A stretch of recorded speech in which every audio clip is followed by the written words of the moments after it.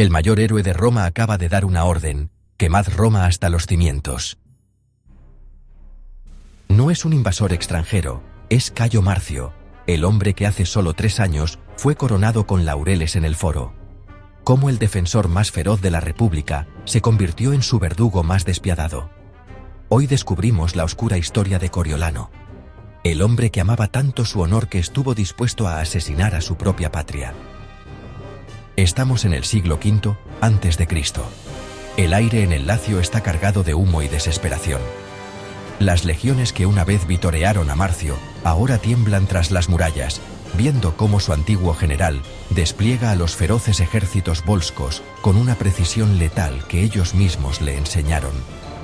No es una invasión por tierras o tesoros, es una vendetta personal. Coriolano no busca el triunfo, busca la extinción de la ciudad que, según él, lo traicionó al desterrarlo como a un criminal. Pero, ¿quién era realmente este hombre? ¿Un aristócrata de sangre real con un orgullo patológico, o un soldado honesto devorado por la política de los tribunos? En este video, nos sumergiremos en las fuentes para desentrañar un relato donde la política, el hambre y la guerra se entrelazan. Desde su épica victoria en las murallas de Corioli hasta el dramático enfrentamiento final contra su propia madre. Esta es la tragedia de Cayo Marcio Coriolano, el hombre que puso a Roma de rodillas antes de que el mundo supiera su nombre. ¿Cómo pudo el mayor defensor de la República convertirse en su verdugo más implacable? ¿Qué lleva a un hombre de principios inquebrantables a unirse a sus enemigos mortales para sitiar su propio hogar? Esta no es solo una crónica de batallas y conquistas, es un viaje a las profundidades de la soberbia, una lucha de clases que casi extingue a Roma antes de que empezara su historia, y la tragedia de un guerrero que era demasiado orgulloso para ser ciudadano y demasiado romano para ser traidor. En el año 493 a.C., la joven República de Roma se encontraba sumida en conflictos internos, pero las amenazas externas obligaron a una tregua temporal. El ejército romano, bajo el mando del cónsul Postumio Cominio Aurunco, partió en campaña contra los volscos, una de las tribus más beligerantes del Lacio. Tras una serie de victorias iniciales, las legiones se toparon con la feroz resistencia de la ciudad de Corioli.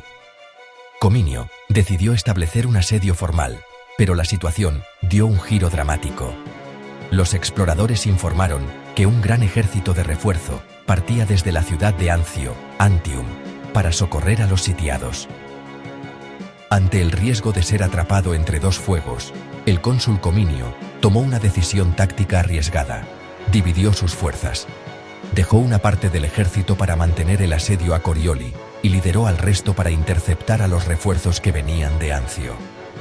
Fue en este momento de máxima vulnerabilidad cuando la figura de Cayo Marcio se elevó sobre el resto.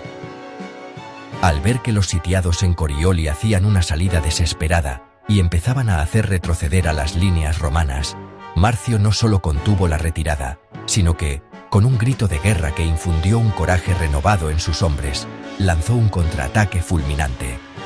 Con una audacia que rozaba la locura, persiguió a los volscos hasta las puertas de su ciudad y, según las fuentes, entró en ella casi en solitario, luchando contra la multitud en las calles hasta que el resto de las tropas pudo seguirlo. Corioli cayó ante su furia. Sin embargo, la jornada no había terminado para él. A pesar de estar cubierto de sangre y sudor, al enterarse de que el cónsul Cominio estaba en pleno combate contra el ejército de Ancio, Marcio se negó a descansar. Pidió permiso para marchar de inmediato y combatir en la primera línea. Allí, luchó como poseído por los mismos dioses de la guerra, decantando la balanza definitivamente a favor de Roma. Al finalizar la batalla, el cónsul Cominio, maravillado por tal despliegue de virtus, quiso premiarlo ante todo el ejército.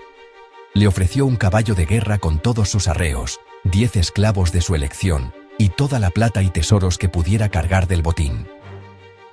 Aquí es donde el carácter de Marcio se revela en toda su austera pureza. Rechazó la plata y los esclavos, considerándolos un pago indigno para un acto que él veía como un deber. Solo aceptó el caballo y solicitó una única merced adicional: la libertad de un ciudadano de Corioli que había sido su huésped y amigo, y que ahora era un prisionero de guerra. Este gesto de nobleza y desprecio por la riqueza material asombró a las legiones más que su valentía. Fue en ese instante cuando el cónsul le otorgó oficialmente el sobrenombre de Coriolano, un honor que lo vinculaba para siempre a la ciudad que había conquistado. Pero bajo la gloria del nombre, comenzaba a gestarse la soberbia que sería su perdición. Cayo Marcio no era un hombre nacido para la paz, sino un producto refinado de la vieja aristocracia romana. Pertenecía a la ilustre gens Marcia, un linaje que se enorgullecía de hundir sus raíces en los cimientos mismos de la ciudad. Según las crónicas de Plutarco, su genealogía se remontaba a figuras legendarias como Anco Marcio, el cuarto rey de Roma, e incluso se decía que por sus venas corría la sangre de Numa Pompilio, el monarca que organizó la religión y las leyes sagradas del Estado. Para Marcio, ser patricio no era solo un título, era un mandato divino que lo situaba por encima de cualquier hombre común. Sin embargo, su carácter fue forjado por una ausencia y una presencia dominante. Habiendo perdido a su padre a una edad temprana, fue criado exclusivamente por su madre, Veturia. Ella, una matrona de una voluntad inquebrantable, moldeó a su hijo bajo el ideal del virtus más severo. Para Cayo Marcio, la aprobación de su madre era el único tribunal que le importaba.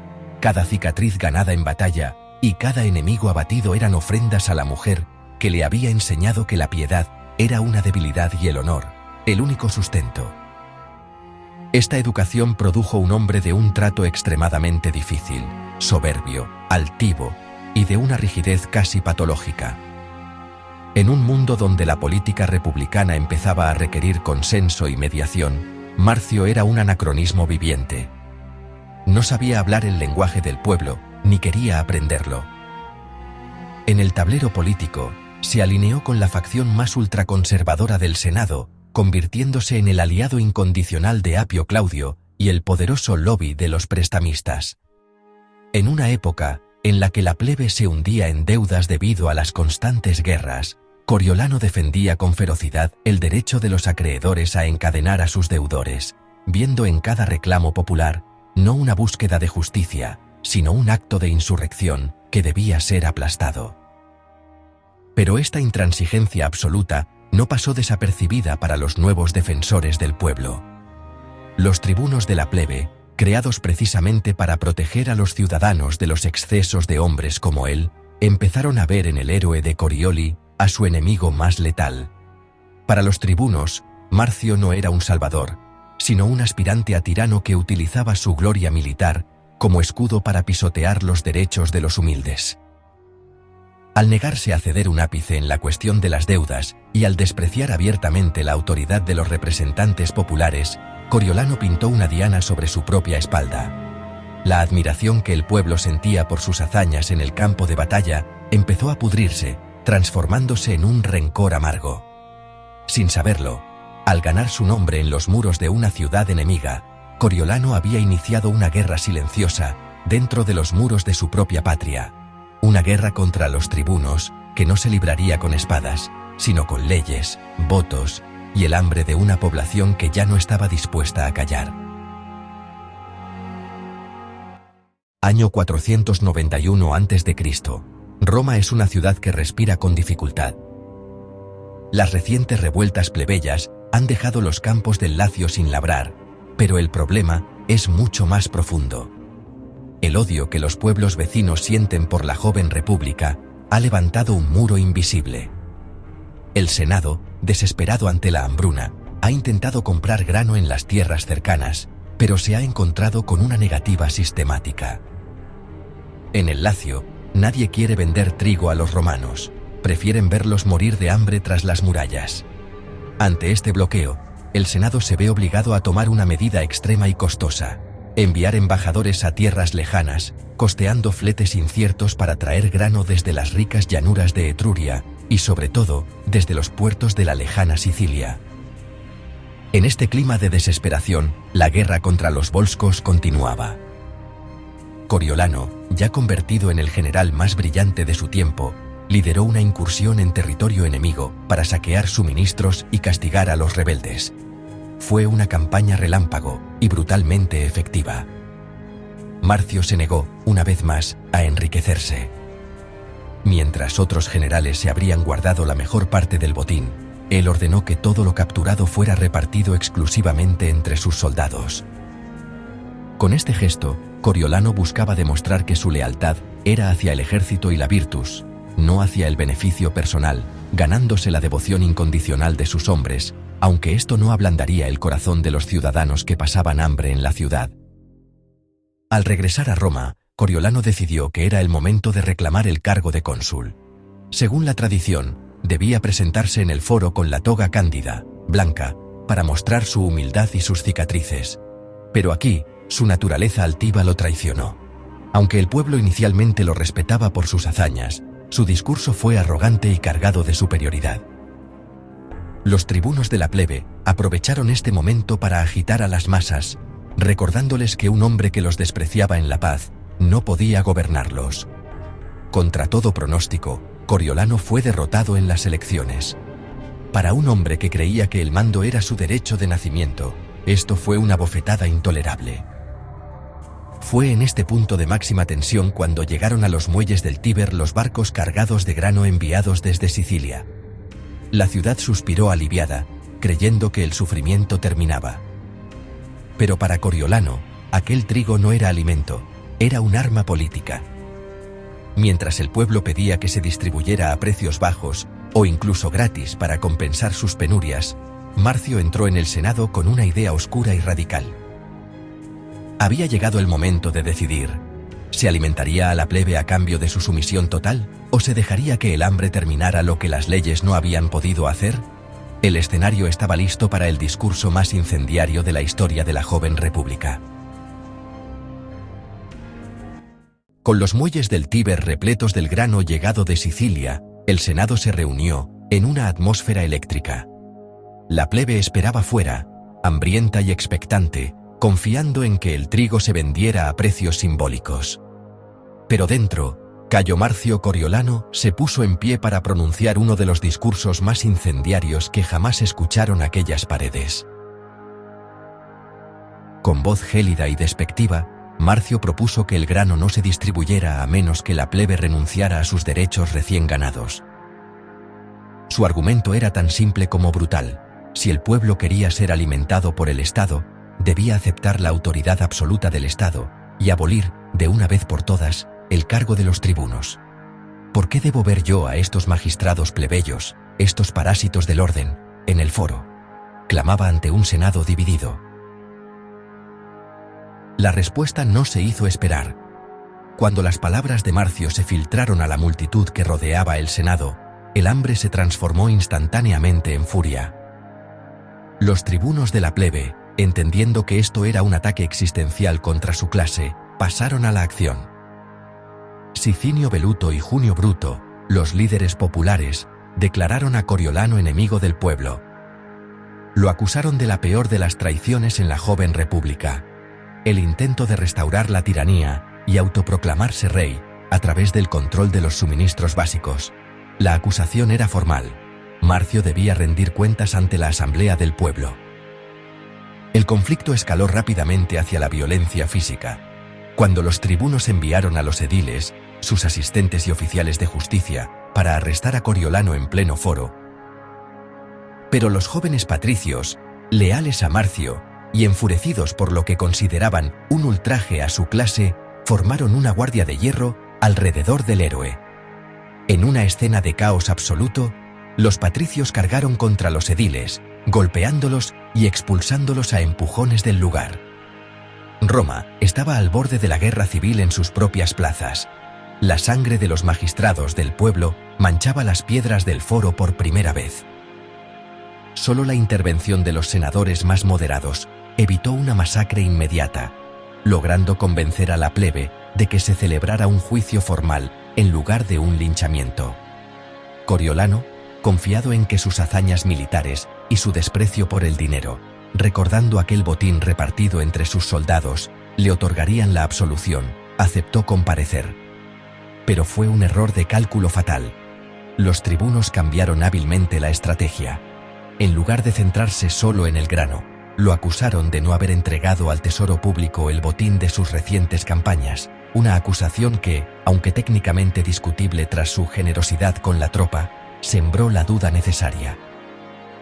El destino de Coriolano no se decidió por la justicia, sino por las matemáticas del poder. Los patricios, en un último intento por salvar a su campeón, exigieron que el juicio se celebrara en los comicios por centurias, donde el peso del dinero y el linaje garantizaba la absolución. Pero los tribunos, en un golpe de genio político, forzaron que la votación fuera por tribus. En este sistema, el voto de un humilde campesino valía lo mismo que el de un aristócrata de sangre real.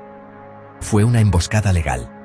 Coriolano se encontró ante 21 tribus que recordaban más sus estómagos vacíos que sus medallas de guerra. Por un margen de apenas 3 votos, el hombre que había conquistado ciudades fue vencido por un sistema de recuento que le arrebató su patria.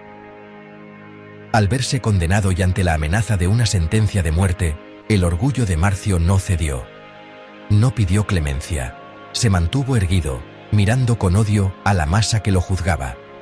Finalmente, la sentencia fue dictada. Exilio perpetuo.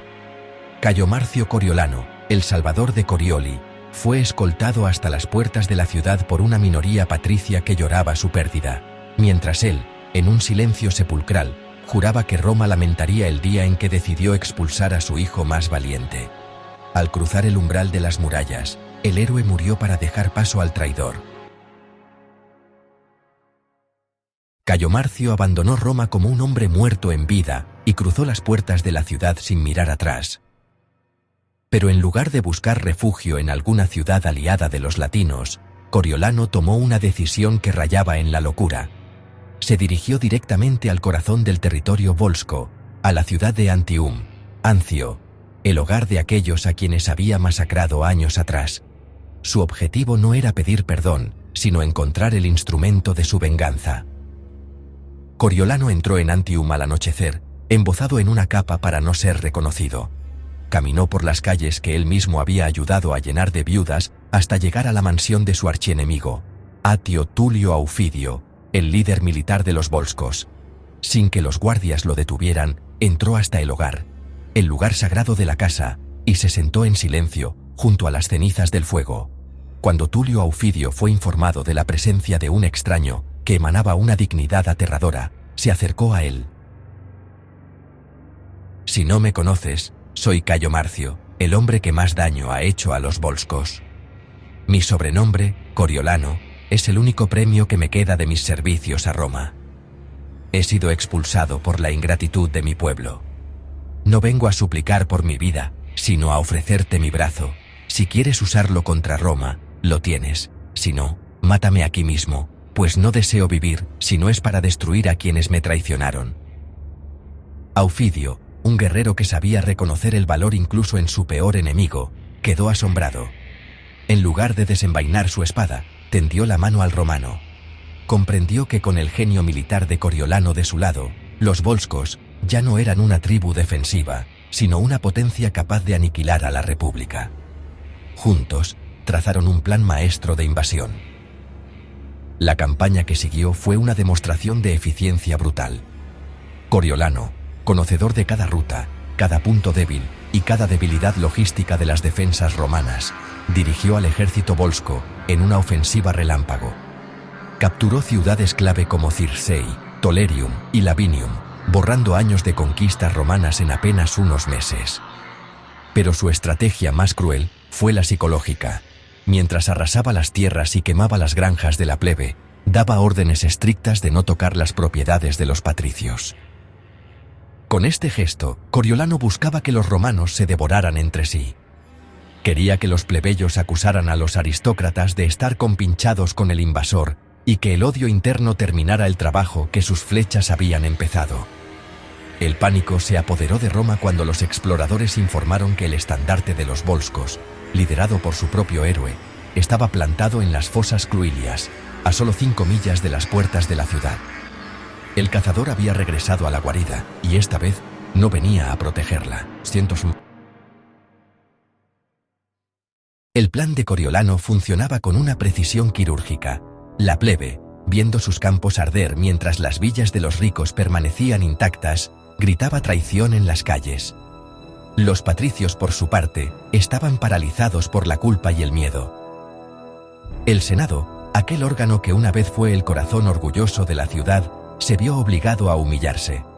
Enviaron una primera embajada compuesta por los 5 senadores de mayor rango, antiguos amigos y mentores de Marcio.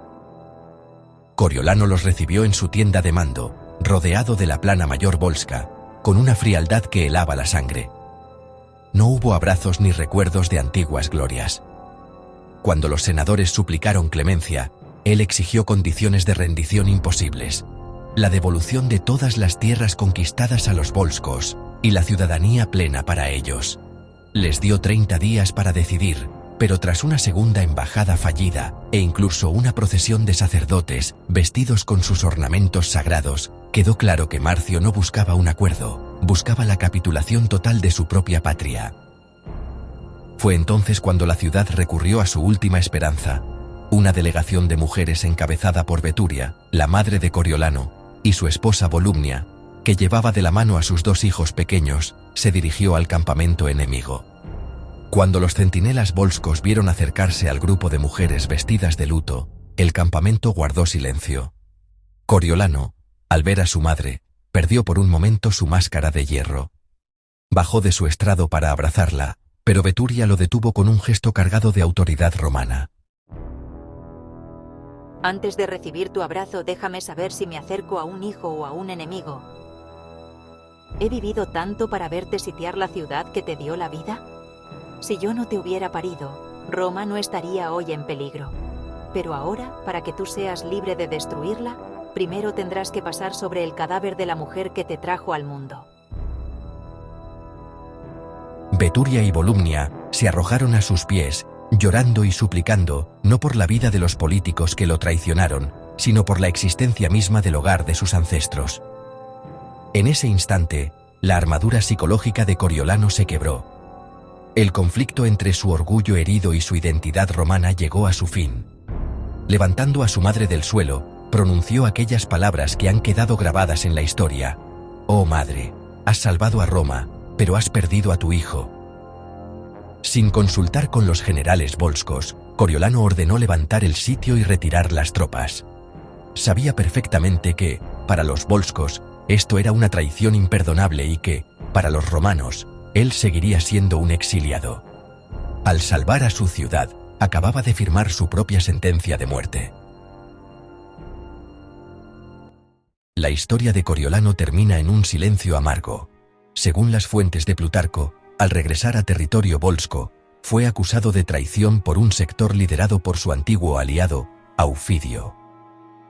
Antes de que pudiera defender su posición ante la asamblea, fue asesinado por una turba enfurecida, pagando con su vida el haber perdonado a su patria. En Roma, sin embargo, se produjo una paradoja. Aunque el Senado no le rindió honores, se permitió a las matronas romanas guardar luto por él durante 10 meses, el mismo tiempo que se reservaba para la pérdida de un padre.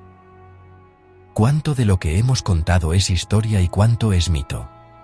Debemos recordar que los primeros historiadores de Roma, como Tito Livio o Dionisio de Halicarnaso, escribieron sobre estos eventos siglos después de que ocurrieran, basándose en tradiciones orales y crónicas familiares, a menudo idealizadas. Muchos historiadores modernos sugieren que Coriolano pudo ser una construcción literaria para personificar el conflicto eterno entre los patricios y la plebe, o una lección moral sobre los peligros de la soberbia y la importancia de la pietas, el deber hacia la familia y la patria. Quizás Cayo Marcio nunca existió tal como lo conocemos, o quizás sus hazañas fueron exageradas para dar una base heroica a las instituciones de la joven república. Pero, sea realidad o leyenda, la figura de Coriolano ha perdurado durante milenios por una razón poderosa. Representa el drama universal del hombre atrapado entre sus principios y sus emociones. Su sombra sigue proyectándose sobre la historia como el recordatorio de que Roma, antes de convertirse en un imperio mundial, tuvo que aprender a sobrevivir a sus propios hijos. El héroe que conquistó Corioli y el traidor que asedió Roma son, al final, la misma cara de una moneda que nunca dejó de ser romana. La historia de Coriolano nos deja una pregunta incómoda que sigue vigente 2500 años después. ¿Es posible ser un patriota cuando sientes que tu patria te ha traicionado? Cuéntame en los comentarios si crees que Coriolano fue una víctima de la política de los tribunos, o simplemente un tirano que tuvo lo que merecía. Si te apasiona la historia de la República Romana, no olvides suscribirte y activar la campana. En el próximo video, analizaremos otra figura que puso a prueba los cimientos de Roma.